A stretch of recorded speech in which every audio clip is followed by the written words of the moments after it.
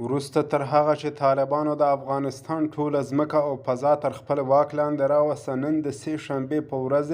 د خپل بیان ذبیح الله مجاهد له لوري د افغانستان د نوي حکومت کابینه اعلان کړه.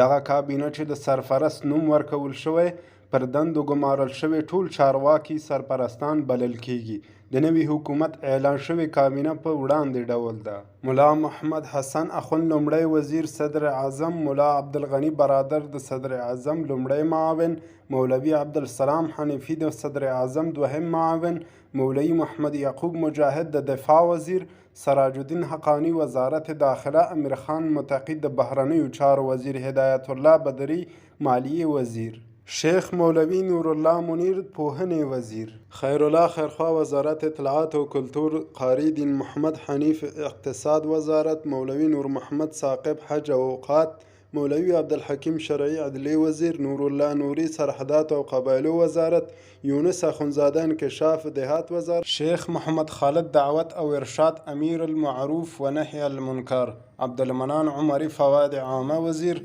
محمد عیسی اخوند معدن او پترولیم، عبداللطیف منصور آب و برق وزارت، حمید الله اخندزاده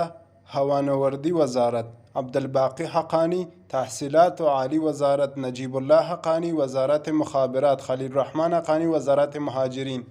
ملا عبدالحق وثیق ریاست عمومی استخبارات، حاجی محمد ادریس افغانستان بانک، مولوی احمد جان احمدی اداره امور، ملا محمد فاضل اخوند معین وزارت دفاع، قاری فصیح الدین لوی درستیز، شیر محمد عباس تانکزی معین وزارت خارجه، مولوی نور الله جلال معین وزارت داخله، ذبیح الله مجاهد معین اطلاعات و کلتور، ملا تاجمیر جواد معین اول استخبارات، ملا رحمت الله نجیب معین اداره استخبارات، ملا عبدالحق معین وزارت داخله در بخش مبارزه با مواد مخدر.